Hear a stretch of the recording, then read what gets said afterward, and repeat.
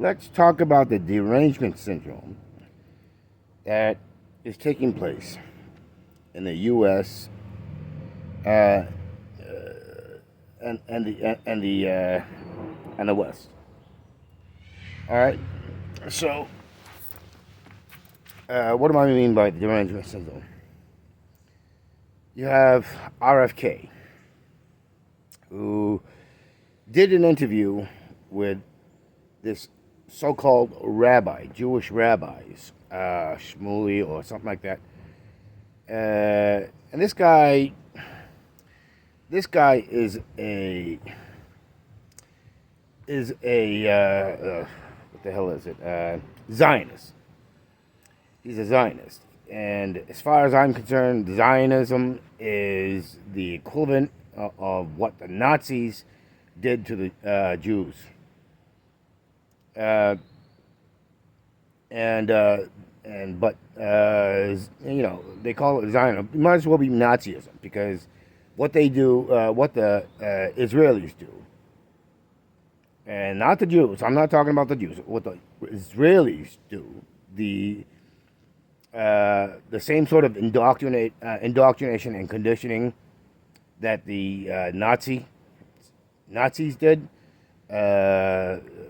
creating radical extremism within the population, the acceptance of demagoguery that made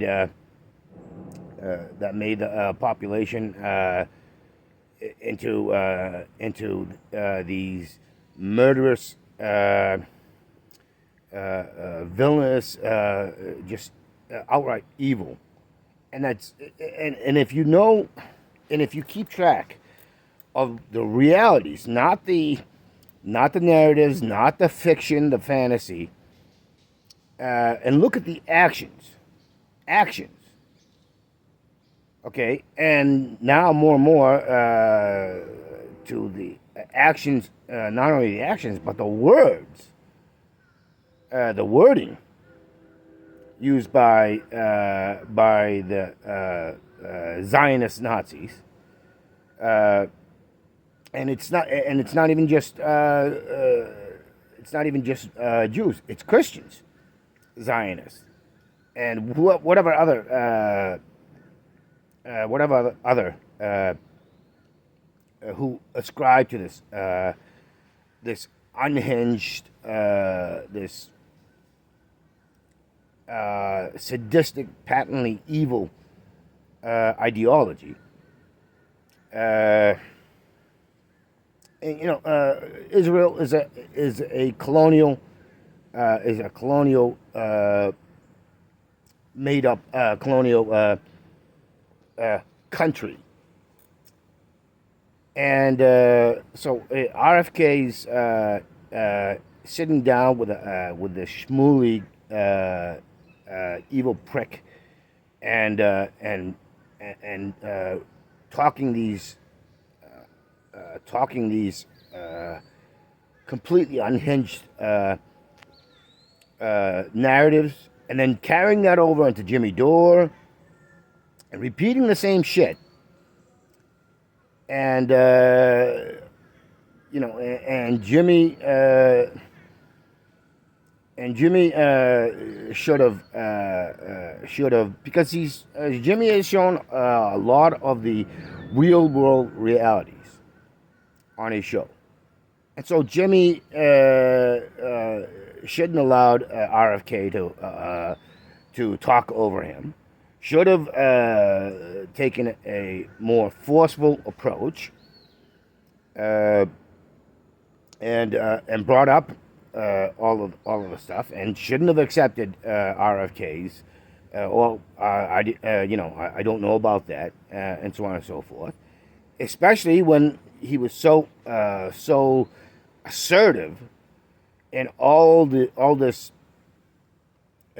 garbage narrative, which has no basis in reality, such as basically insinuating that Palestinians trained their practically from the crib to become bomb-making terrorist that the Palestinian Authority, which has been established by multiple, not the least of which is Max Blumenthal, Abby Martin, two of the more well-known people who have actually gone on the ground in Israel and Palestine.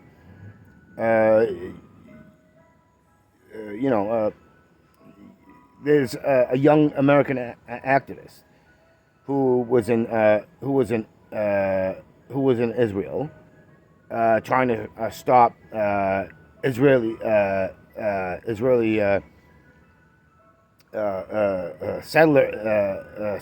settler colonialism, and was run down by an Israeli bulldozer, a bulldozer driven by an Israeli Zionist, and they ran her over. And this is on video. You can find it on video. I'm sorry, I can't remember the name of this young girl. But that's just one, and that was from a long time ago. I know it's well over 10 years ago that this happened. I think it happened sometime in the 1990s. But then you have videos of these Westerners from America, from Europe, even from Russia, and they come in and they'll stand, like particularly this one asshole from New York who said right on video, he's like, well, if I don't take it, somebody else will.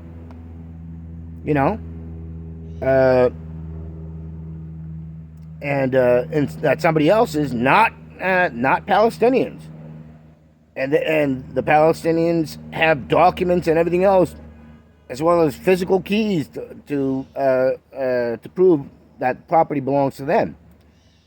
And this goes on and on and on. And so RFK spilled out the most insane, unhinged bullshit possible. He claimed that Iran is a genocidal regime, that the Palestinian Authority is getting paid $800 million to spread out to kill Jews all over the world. That the 78 or 76 war that involved Israel, it was because the Arab nations just hated Jews, and they just wanted to wipe them off the face of the planet, at least in the region that's called the Middle East, which is something the U.S. and the Western ruling elites decided to call it, when it's actually West Asia. So we're talking about how the actual people who actually have done the on the ground research have looked into it, and are just simply putting out the reality, not a narrative, and so on and so forth. They've proven it over and over again. And those, and as I said, Max Blumenthal and Abby Martin are just two. And there are literally dozens upon, if not hundreds to thousands, that show that it is completely and utterly false. Hell, the UN, RFK basically spewed out shit that even the UN. Now, if you follow me, you know I don't that I find the the UN to be a complete and utter farce. Uh, let alone for the fact that 3 Western countries hold permanent seats and have veto power. Uh, there's 5. Remember, there's 5 permanent seats, and 3 of them held by the West. The U.S. being the predominant permanent seat dictators. So it just goes on and on. Israel doesn't bomb civilians; they only go after military targets. Completely and utterly false.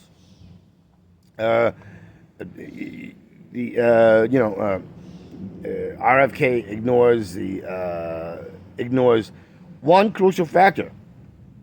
There is a timeline map showing the progression of how much territory the Israelis have taken since the founding of Israel.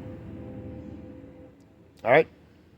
Even during the so-called two-state solution. So if you look it up, and it's easy to find. So it starts out with Palestine in green, with dots of white, and that was the so-called Israelis, right? The new Jewish Israeli state.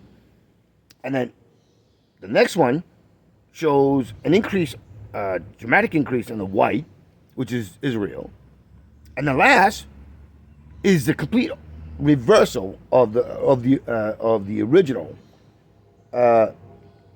state of Palestine, where it's all white and dotted with green.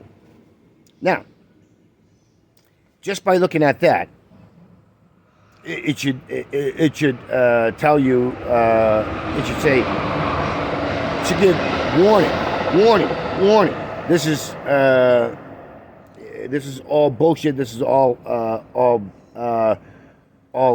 fake, right? The other thing RFK said is Palestine, the state of Palestine. There were more Jews in Palestine than there were Palestinians, and that the Jews were there before the establishment of Israel. There is one minor correct thing. Jews were in Palestine, and they were living in harmony with the Palestinians.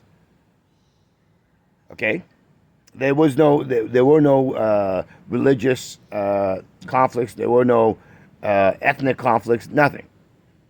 There was equal rights for Palestinians and Jews.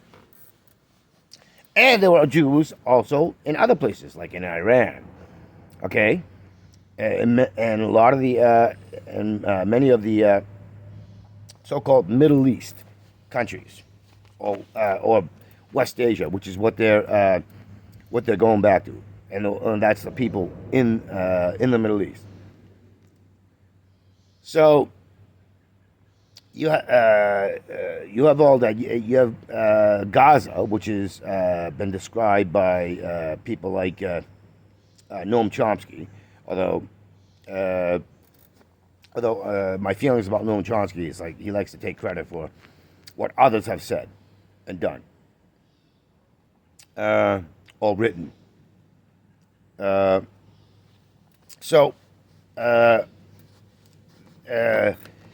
He calls that an open air prison. But if you study World War II and the Nazi regime, you understand that that they were labeling those open air prison type of scenario as ghettos, where all of the Jews and other non-factors that the Nazis wanted to get rid of. So and you've heard the term ghettos used in the U.S. So understand that's the definition, the of what of really what a ghetto is. Put in the ones that you don't want out in wider society. That you can put them, corral them in, and so that's what Gaza is. It's a ghetto, but much like the Nazis, Israel has made it so that they can stop free movement, just like the Nazis did. Massively restrict movement, take away basic needs and food, water, energy,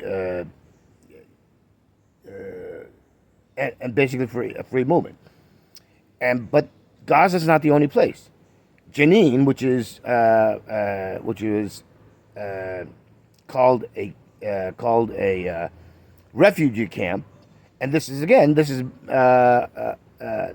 a narrative which was generated by the Israelis and carried over in the media and the political arenas of the Western countries, including the United States, and so Jenin is territory of the Palestinians. Yet there, the indigenous people that belong there, who have been there for thousands of years, okay, are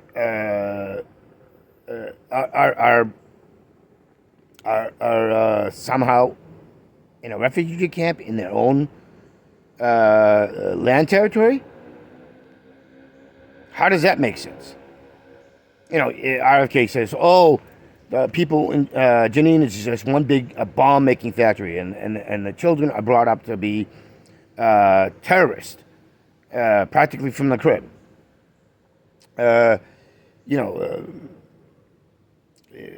It just goes on and on and on and on. So we have to understand this. We have to look at it. And I'm not one of those people that holds JFK in high esteem. I don't. The things that I've looked into tells me that he was a softer form of U.S. imperialist, and he concentrated on bringing more stability, and stability in the United States, and that meant you need to cut away some of the inequities, and that's a smart move. That's a smart move,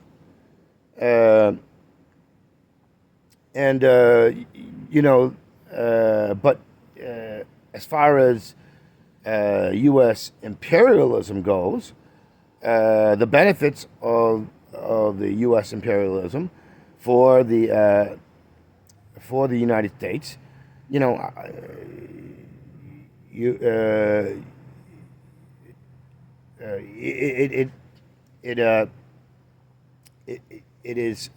was already established. It was already too well established, and so I don't think he was entirely against imperialism. He was. I think he was a softer form, one that doesn't generate overwhelming animosity from the global South, and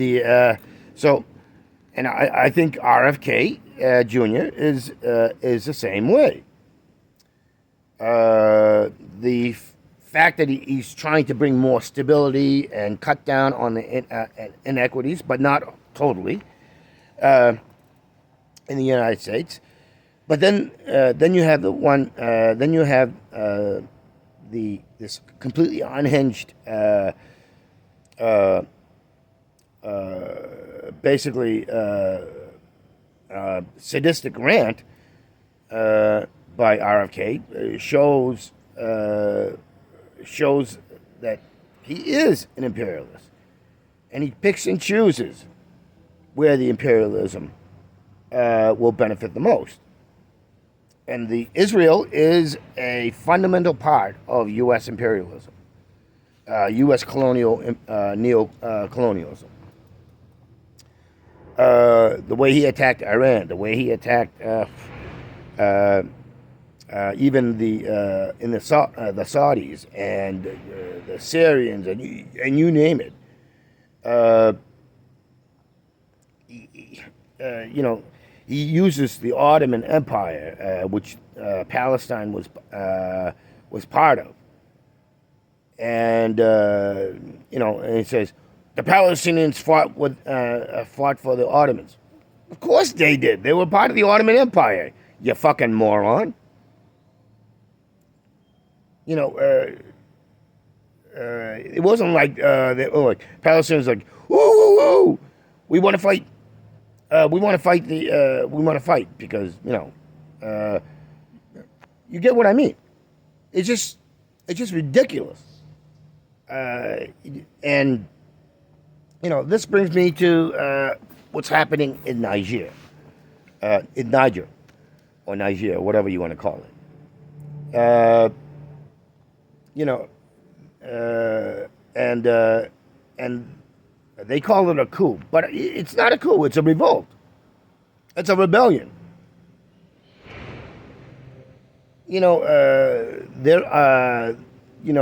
They're still colonially controlled economically, financially, and even industrially. France and these other colonial powers, especially France, in Niger and Burkina Faso, in Mali, and possibly happening in Chad. This is what's called Francophone West Africa, and the oh crap, I can't think of the. Anyways, there's Niger and there's Nigeria, okay, who are still puppets. They come in and they condemn this revolt and demand to put back this Bazoum character, who he's on video. He's quoted in newspapers and everything else, and magazines, saying the very things that the Western media and Western political narratives want to say. And not only that, but doing policies that favor. So, of course, if you come to that critical understanding and know it, because you see it in the real world, of course you're going to revolt. Of course you're going to rebel. I don't buy this whole narrative of a coup. All right? I just don't buy it. That's bullshit. It's not a coup. It's a rebellion. Those in Burkina Faso did the exact same thing. In Mali, they did the exact same thing. I'm not gonna go, putting my own subjective narrative on them. I haven't been there, but from the information that I've been able to, that's what I'm seeing. Okay, that's what I'm getting. And if you can think critically, then you somewhat think critically, then you know, okay. And I'll take a wait and see on the motivations, on the personal, subjective motivations, if there's any.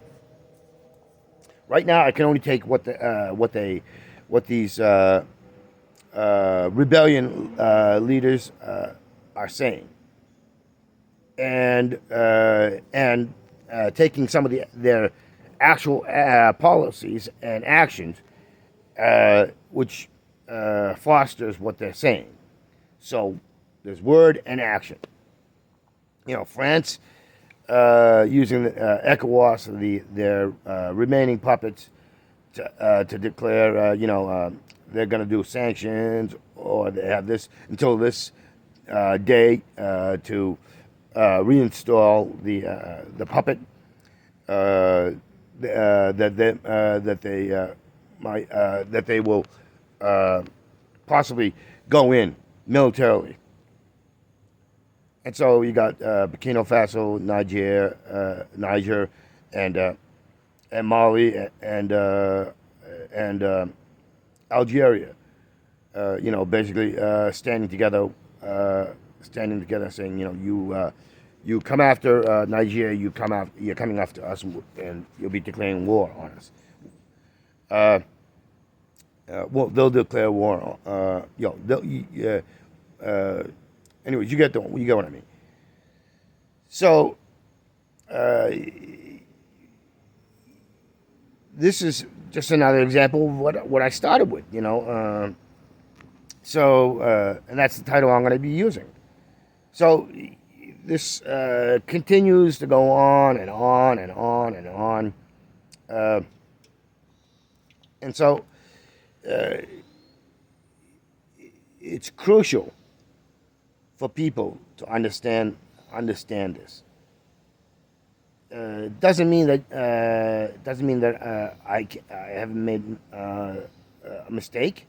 I may very well be wrong, but I'm going by historical things. Okay, not the verbalization and so on and so forth, but an actual history that not only tells it in words, but it backs it up with truism, facts, and realities. So and if you understand that, you understand when you're watching so-called history that leaves out a lot of stuff and actually even puts in these clever narratives, these preconditioned and indoctrinated narratives, you start to catch those, right? Because you have more, because you've studied more reality-based history. You can spot it. You grow. You get a better understanding, and so it's crucial for people to do this. And we must be willfully putting effort into looking into it. We have to put the energy, and so it is important, very important, that we pay attention. And as I said, I'm not beyond putting my own subjective views, but I try to stick with objective reality. And but as I said, I could be wrong about RFK and JFK. Okay, but right now that is my subjective view based on the objective realities that I have looked into, witnessed, seen, and what continues to happen. So.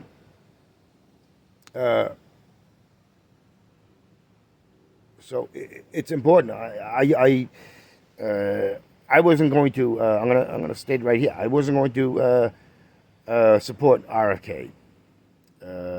One of the first being is that he's running as a Democrat. And my view on the Democrats and the Republicans is that they are a private, organized criminal mafia, and I don't support that sort of thing.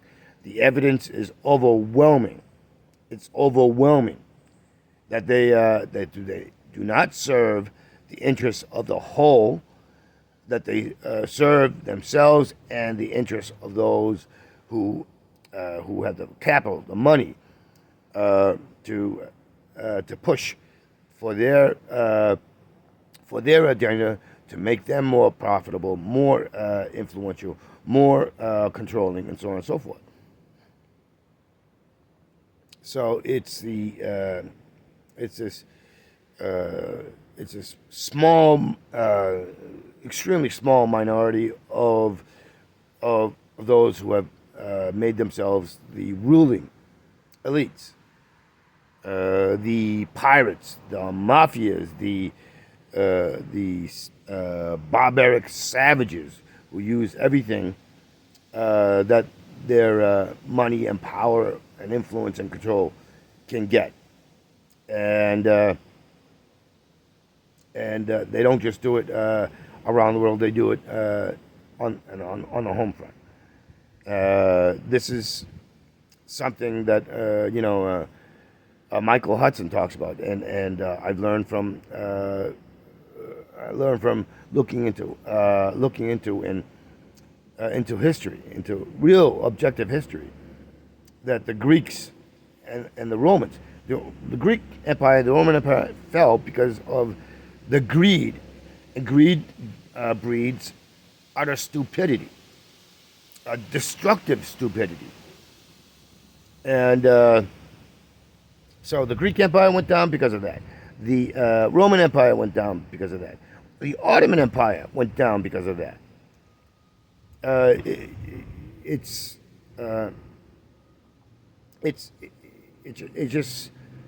just utterly stupid.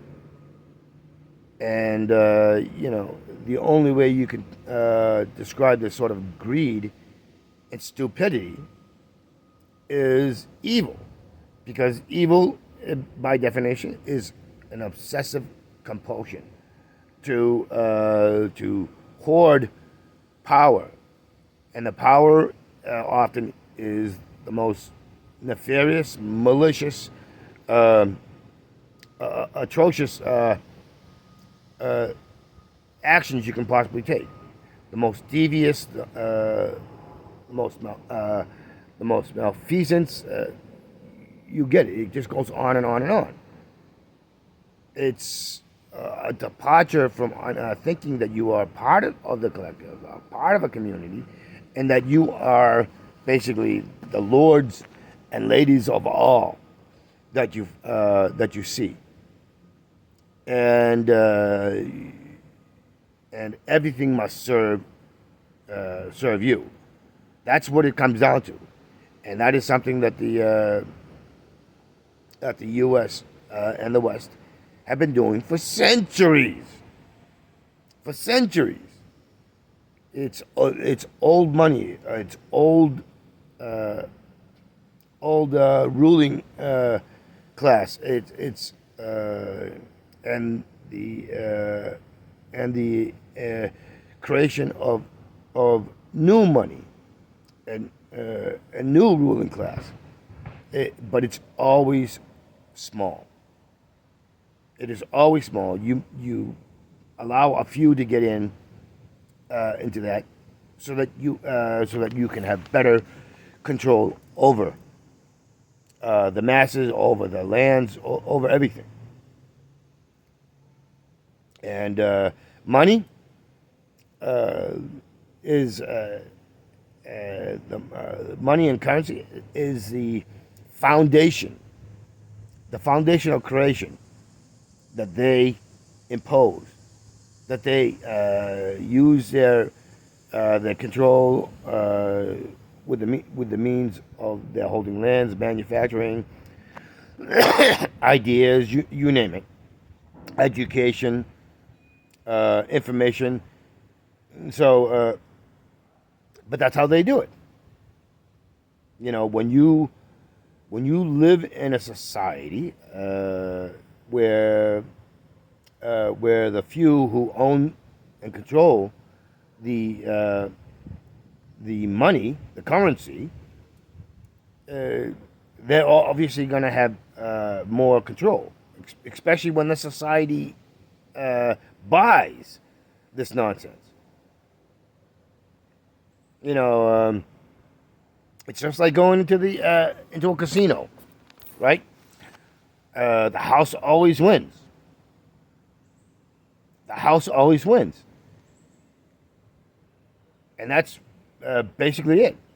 Those who control the mechanisms of the house will always win.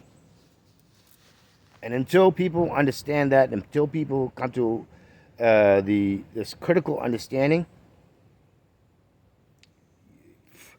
you will always lose. Always. It is a tiny, tiny minority who will be able to use what you've accepted, their system, okay? You've accepted their system, and you participate in that system because you've accepted it. And because you have accepted it, they make the rules, you have to follow them. And they'll always use fear, they'll always use paranoia and all this other stuff to get what they want. Because they have the means to make you listen to it. Especially when, and you can't escape it because your parents, your grandparents, going back generations on generations, they have you are conditioned and indoctrinated from birth. And that is a hard thing, especially when you don't have access to objective reality, objective truth, real information. You can't think critically, and this is why when you suffer, when there's suffering in your life, when there's things that have happened, that often helps to correct because it's on a personal level. It opens it up so that you can understand a little better. Okay, so that when especially when you're young, and you start to see it in the real world, the unfairness, the inequality, the hypocrisy, the lies, the fabrications, and everything else, you start to get a better understanding, and that's where the motivation comes. But not everybody does that. Not everybody does that, unfortunately, because often the conditioning and indoctrination is so mired. You're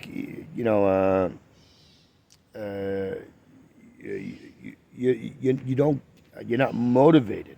You turn to more nefarious measures, because the lesson you got is that I have to be just as nefarious, just as vicious, just as lying, cheating, murderous, scheming piece of it.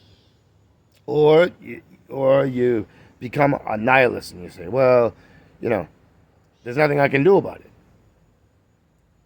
There's nothing I can do about it. It's just the way it is.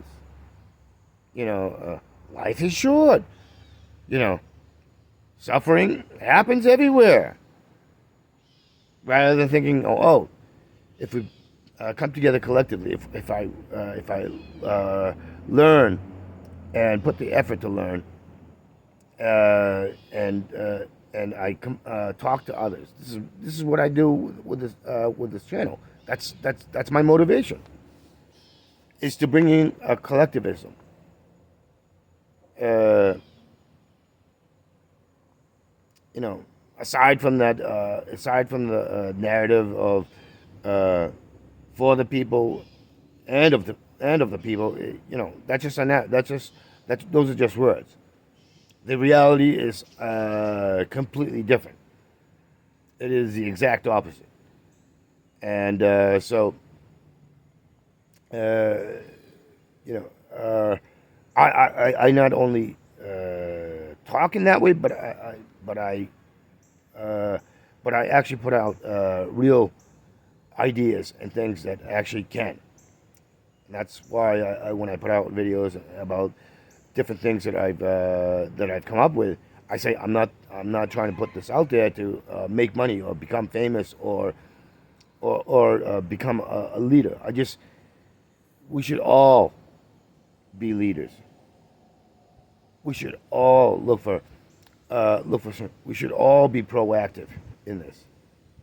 But the only way you can do that is if you put the effort to learn and put the effort to put yourself out there and talk about it and give some enlightenment, some critical thinking.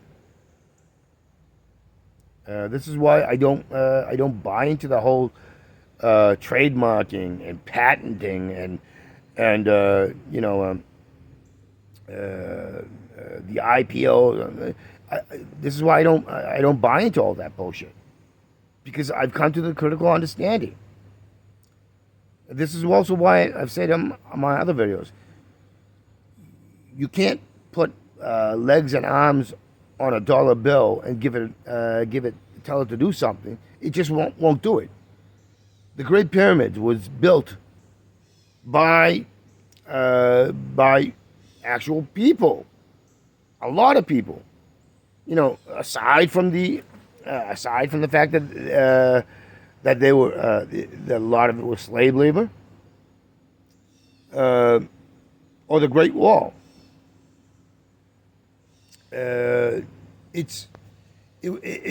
can come up with the engineering, you can come up with the mathematics, but if you don't have the people, the resources that are the people, you just can't build it. You can't accomplish it. You can come up with the greatest idea in the world, but if you don't have the communal resources, that is the people, it's not getting it done. It's not going to get done. And that's the problem. I put out the ideas, but I can't get the communal resources, and it doesn't have to do with money. It does not have to do with money. Sharing of our skills, our imagination, our intellect. That is the truest essence of a community. That's the economy. That's the collectivism. That's the solidarity. That is what we need. We have to understand that we are the greatest assets. We are the greatest assets to us in the greater community. We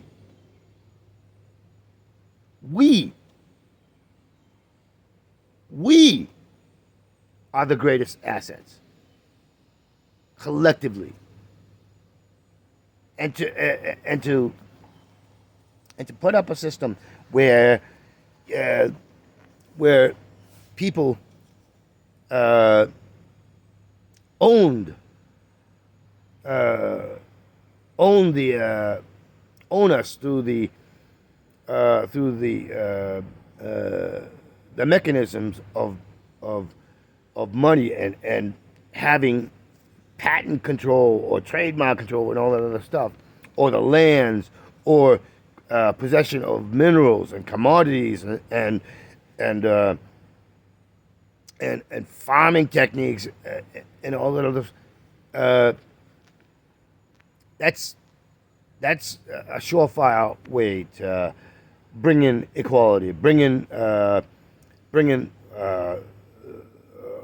feudalism, because that's what neoliberalism and neoconservatism and all this other nonsense is.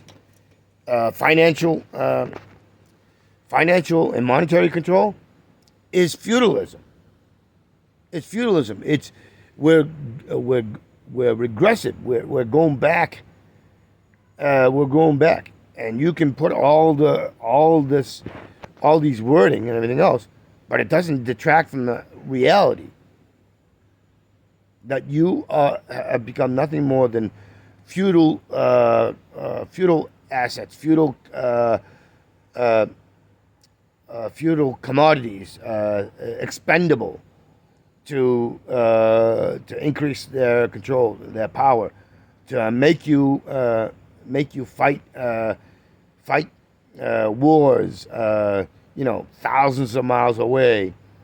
That doesn't actually benefit you or the people who make up the country. You know, it doesn't benefit your children or your grandchildren or your loved ones and friends and family in the present. And it deteriorates and deteriorates and deteriorates, and all you can you can voice these things, but if you look at the statistical data, what you want doesn't matter to the political mafia, these mafia lieutenants of the ruling elites, or these junior aristocrats and nobility. So, and that's, we need to take the means of control collectively to serve the community, because we are the primary asset. We are the primary assets to the stability and security and prosperity of us all. And this divide and conquer of, oh, look, he's got eyes like that. Oh, his skin color is black, really dark brown, or oh, they're Chinese or Vietnamese, or in case of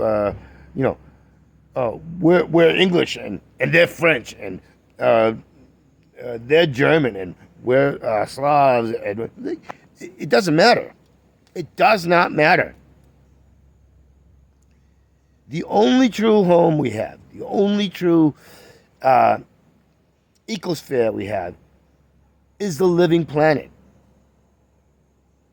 Is the living planet. And that's what climate change is about. It's destroying the living planet. The actual physical planet of Earth, that's not going to be destroyed.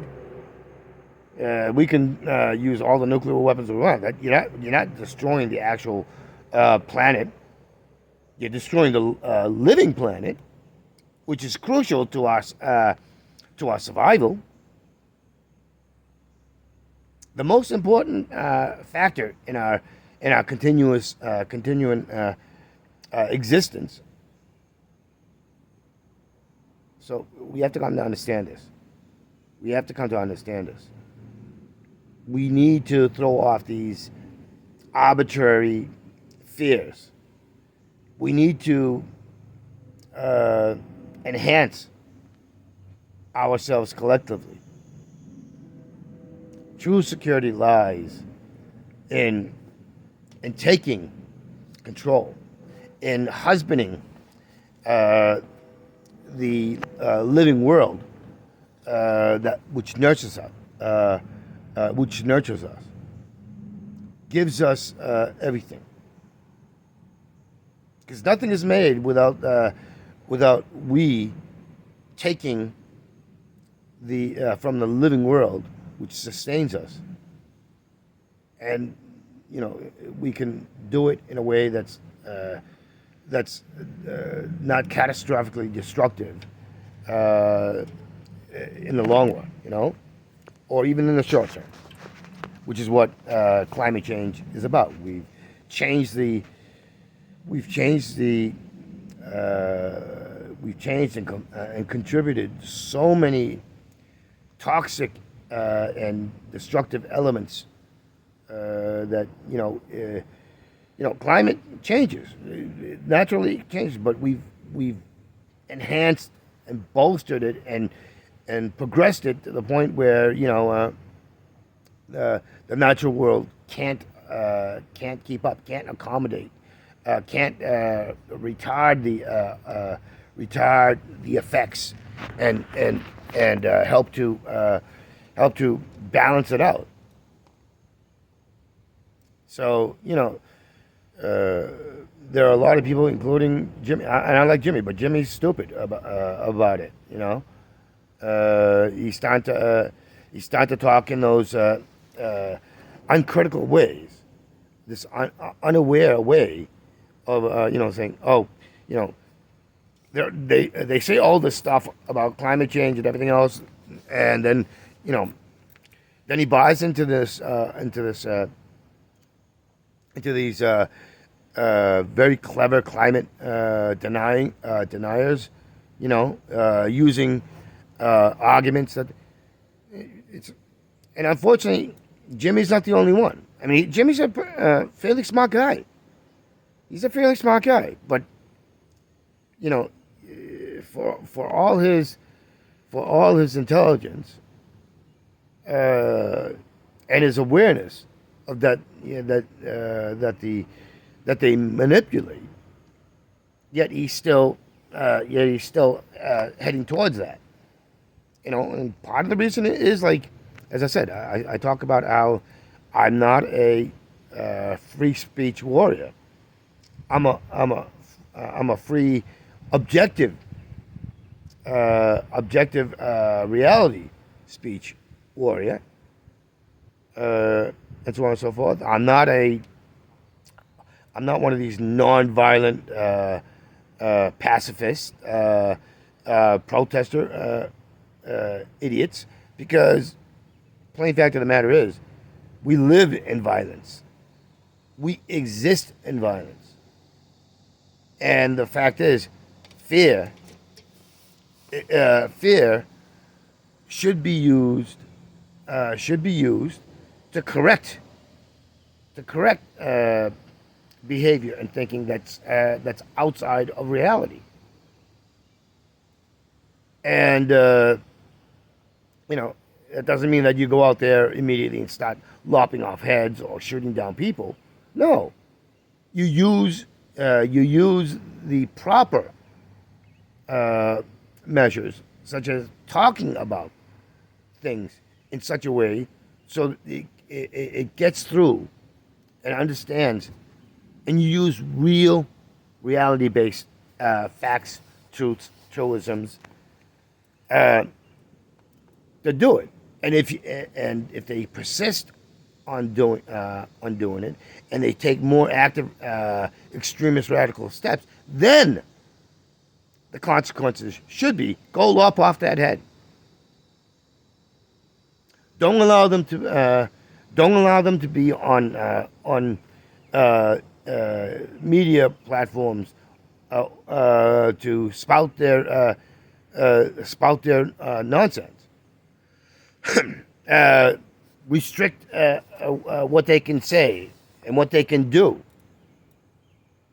And you can continue to try to correct them. But if they keep escalating and escalating, then it's time to lop off their heads. It's time to put them behind bars. That's the reality. It's the very things that they use, but they just use it with subjective narratives, subjective, personal, self-serving narratives and ideology.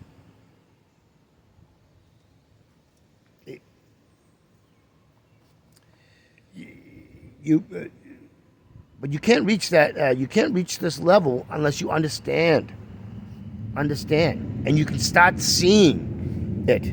And it's not just something that, it's not a conspiracy theory because you've actually seen it. You've seen it repeat and repeat and repeat and repeat and repeat. And you start to look inside and say, oh yeah, that's happened to me.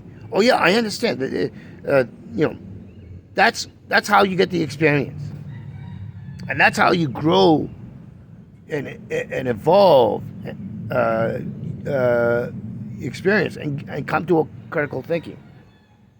It's not enough to just be this academic thing where you're just basically memorizing and repeating things.